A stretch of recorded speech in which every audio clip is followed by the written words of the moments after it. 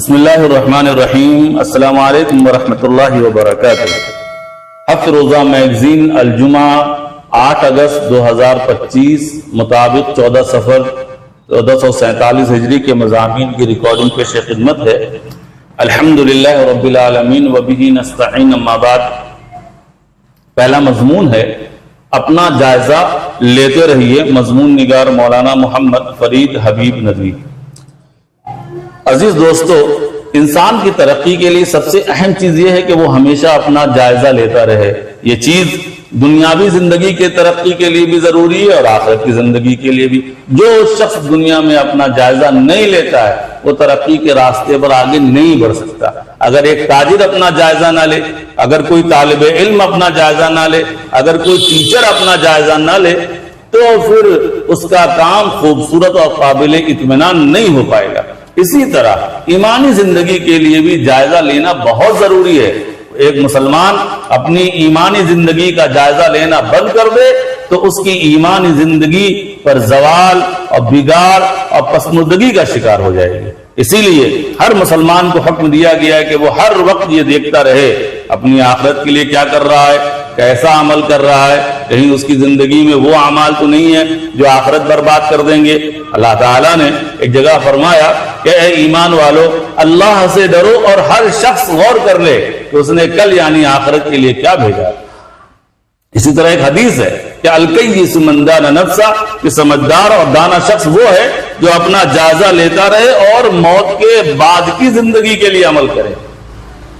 مگر افسوس اس وقت اکثر مسلمانوں کا حال یہ ہے کہ وہ غفلت والی زندگی گزار رہے ہیں، پرواہ ہی نہیں ہے کہ وہ کہاں جا رہے ہیں، انہیں ڈر ہی نہیں ہے وہ جس راستے پہ جا رہے ہیں کہیں وہ اللہ کی ناراضگی والا راستہ تو نہیں ہے۔ یہ بہت غور کرنے اور سوچنے والی بات ہے۔ جب آدمی کو احساس و فکر ہی نہ ہو پھر عمل میں سدھار کیسے ہوگا؟ اپنا جائزہ لینا انسان میں یہی احساس پیدا کرتا ہے۔ جن چیزوں کا خاص طور سے جائزہ لینا ضروری ہے ان میں سے ایک تو یہ ہے کہ فرائض کی ادائیگی میں ہماری کیا کنڈیشن ہے، بالخصوص نماز کے حوالے سے ہمارا کیا معاملہ ہے۔ نماز کی پابندی وہ بھی جماعت کے ساتھ ہم کر پاتے ہیں یا نہیں۔ حرام کاموں کے سلسلے میں ہمارا کیا حال ہے؟ کہیں ہم بری طرح حرام کاموں میں مبتلا تو نہیں ہے؟ حرام کام بہت سے ہو سکتے ہیں، بے حیائی ہے، نامحرم مرد و عورت کا آپس میں تعلق ہے، گفتگو ہے، بات چیت ہے، نشہ ہے، جھوٹ ہے، غیبت ہے، حسد ہے، دوسروں کو تکلیف پہنچانا ہے، ماں باپ کی نافرمانی ہے، وغیرہ وغیرہ۔ ہم غور کریں کہ ان گناہوں سے ہم بچتے ہیں یا نہیں۔ اسی طرح کمائی حلال ہے یا حرام، بہت غور کرنے والی بات ہے کہ جو ہم کما رہے ہیں وہ حلال ہے یا حرام، کہیں ہماری کمائی میں حرام کمائی تو شامل نہیں ہے۔ عبادتوں کا کیا حال ہے؟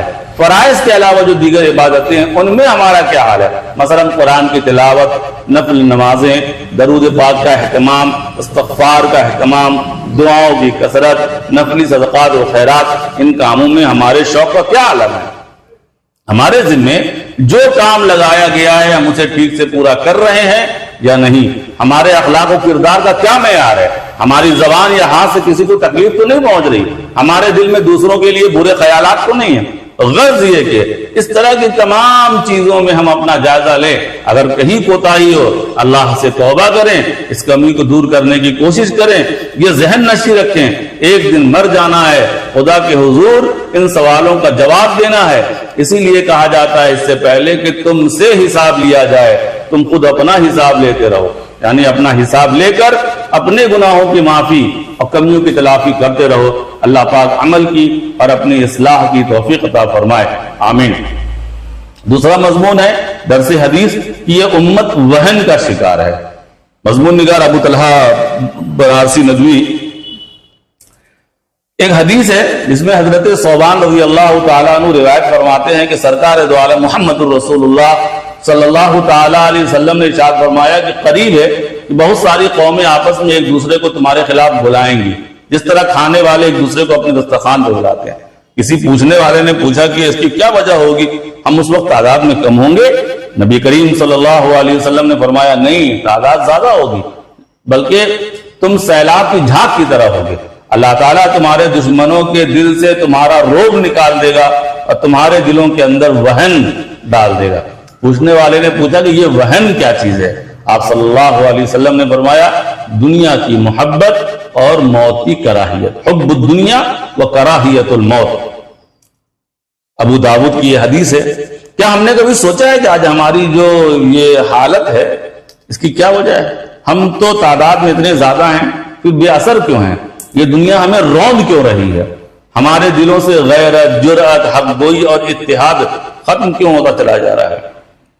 اگر ہم ان سوالوں کا جواب تلاش کرنا چاہتے ہیں، یہ حدیث اللہ کے رسول صلی اللہ علیہ وسلم کی ہمارے لیے ایک آئینہ ہے جو ہمیں ہمارے اندر کی بیماریوں اور کمیوں کو دکھلا رہی ہے، اور اس کا علاج بھی اللہ کے رسول نے بتا رکھا ہے کہ آج کے مسلمان میں اس حدیث کی پوری تصویر نظر آتی ہے۔ تعداد میں زیادہ لیکن بے وزن، وسائل سے مالا مال مگر مجبور و بے بس، ظاہری ترقی میں آگے لیکن دل وہن سے بھرے ہوئے۔ آج اگر ہم کھلے دل، کھلی آنکھوں سے اپنی حالت کا جائزہ لیں اور غور کریں تو محسوس ہوگا کہ نبی کریم صلی اللہ علیہ وسلم کی بات حرف بحرف سچ ثابت ہو رہی ہے۔ آج دنیا بھر میں مسلمانوں کی تعداد تقریباً 2 ارب ہے، 50 سے زیادہ اسلامی ملک ہیں، تیل ہے، گیس ہے، سونا ہے، معدنی ذخائر ہیں، زرخیز زمینیں ہیں، ہر چیز موجود ہے۔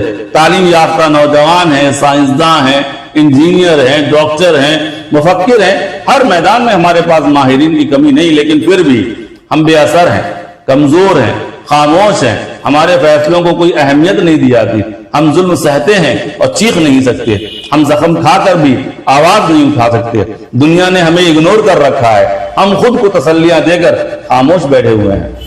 اس کی وجہ وہی وہن یعنی موت کا خوف اور دنیا کی محبت ہے جس کا ذکر اوپر حدیث میں آیا ہے۔ آج ہماری سوچ، ہماری خواہشیں، ہر طرح کی دوڑ دھوپ صرف اور صرف دنیا کے لیے۔ ہم مال، شہرت، آرام، عیش و عشرت، جائیداد، طاقت کے پیچھے بھاگ رہے ہیں۔ ہمیں دین کی فکر نہ کے برابر دنیا کی چاہت بہت زیادہ ہے۔ ہماری حالت کچھ ایسی ہو چکی ہے جیسے ہمیں اب مرنا ہی نہیں ہے۔ ہم حق بولنے سے ڈرتے ہیں، باطل کے سامنے جھک جاتے ہیں، بس اس لیے کہ کہیں ہماری دنیا نہ خراب ہو جائے۔ ہم اللہ پر بھروسہ چھوڑ کر دنیاوی سہاروں پر اعتماد کرنے لگے ہیں۔ یہی وہ کمزوری ہے جسے وہن کہا گیا۔ یہ وہن ہمارے دلوں کو کھوکھلا کر چکا ہے۔ یاد رکھیں، جب دل کمزور ہو جائے تو جسم کتنا ہی طاقتور کیوں نہ ہو دشمن کے سامنے کھڑا نہیں ہو سکتا۔ جب ہمارے سامنے جب بیماری سامنے ہو اور نبی کریم صلی اللہ علیہ وسلم نے دوا اور علاج بتا دیا تو اس علاج کو نظر انداز کرنا بے وقوفی اور نادانی ہے۔ اس لیے ضروری ہے کہ ہم دل سے دنیا کی محبت کو کم کرنے کی کوشش کریں، دنیا کو آخرت کے سفر کا، کامیابی کا زینہ اور ذریعہ بنائیں، موت کو یاد رکھیں، اس کی تیاری کریں، ایمان کو تازہ رکھیں، اللہ پر بھروسہ مضبوط کریں، دین کو اپنی زندگی کا مرکز بنائیں، دنیا کو اس کے تابع رکھیں، صرف ظاہری نہیں دلوں میں بھی اتحاد پیدا کریں، اخلاص، قربانی، سچائی، توکل جیسے ہتھیاروں سے خود کو تیار کریں۔ اللہ پاک ہم سب کو سمجھنے، بدلنے اور اس ذلت کی نیند سے جاگنے کی توفیق عطا فرمائے، آمین۔ تیسرا مضمون ہے کہ سماج کا نظر انداز کیا ہوا ایک طبقہ۔ مضمون نگار مولانا محمد خالد ضیاء صدیقی ندوی۔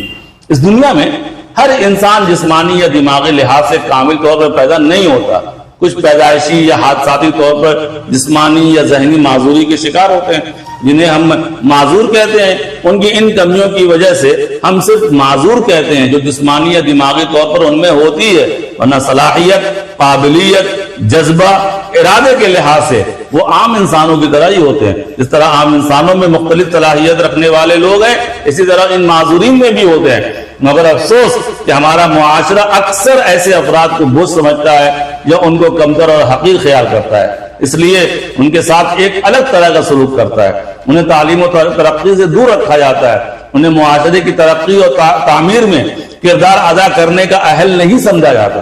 حالانکہ تاریخ گواہ ہے کہ معذوری کے باوجود بہت سے لوگوں نے علم و ادب میں، سائنس میں، ٹیکنالوجی میں، دین و مذہب کے میدان میں بڑے کارنامے انجام دیے، جیسے ہیلن کیلر ہے، اسٹیفن ہاکنگ ہے، مشہور مفسر امام قتادہ رحمۃ اللہ علیہ، بہت سے ایسے مثالیں موجود ہیں۔ تو اسلام کا جو نقطہ نظر ہے وہ اس سلسلے میں بڑا شاندار، جامع اور پاکیزہ ہے۔ قرآن و حدیث میں کمزوروں، بیماروں، معذوروں کے ساتھ نرمی، شفقت، مساوات برتنے کی تلقین کی گئی۔ نبی اکرم صلی اللہ تعالی علیہ وسلم نے ایک نابینا صحابی حضرت عبداللہ بن مکتوم، ام مکتوم رضی اللہ عنہ کو مؤذن مقرر فرمایا، انہیں بار بار اپنی نیابت میں امام بنایا. آپ کا یہ عمل نہ صرف ان کی عزت افزائی کے لیے تھا بلکہ اس میں قیامت تک آنے والے انسانوں کے لیے نمونے عمل بھی. اس لیے ضرورت اس بات کی ہے کہ معذور افراد کو صرف سہارا نہ دیں بلکہ انہیں با اختیار بھی بنائیں. ان کے لیے تعلیم، صحت، روزگار، معاشرتی شرکت کو آسان بنائیں. ان کے اندر کی چھپی ہوئی صلاحیتوں کو اجاگر کریں تاکہ وہ خود اپنے پیروں پر کھڑے ہو سکیں اور سماج کا فعال حصہ بن سکیں. یاد رکھیں، ایک مہذب معاشرہ وہی ہوتا ہے جو اپنے کمزور اور محتاج افراد کو سہارا دیتا ہے، ان کے حقوق کا تحفظ کرتا ہے، انہیں عزت سے جینے کا موقع دیتا ہے. اس لیے ہمیں معذور افراد کو صرف قابل رحم نہیں سمجھنا ہے بلکہ ان کو عزت و احترام کا مستحق بھی سمجھنا ہے اور ان کی صلاحیتوں سے ملک و ملت کی تعمیر میں فائدہ بھی اٹھانا ہے. چوتھا ہے مسائل کہ شادی کے بعد لڑکی اپنے میکے میں نماز قصر پڑھے گی یا مکمل پڑھے گی. تو جواب اس کا یہ ہے کہ لڑکی اپنی شادی کے بعد اگر 15 دن سے کم ٹھہرنے میکے آتی ہے اور اس کا میکہ سسرال سے تقریباً 78 کلومیٹر یا اس سے دوری پر ہے تو ایسی صورت میں لڑکی اپنے میکے میں نماز قصر پڑھے گی. اگر 15 دن سے زیادہ ٹھہرنے کا ارادہ ہے یا میکے کی دوری 78 کلومیٹر سے کم ہے تو مکمل نماز ادا کرے گی. دارالفتاء بن نوری ٹاؤن. السلام علیکم ورحمۃ اللہ وبرکاتہ.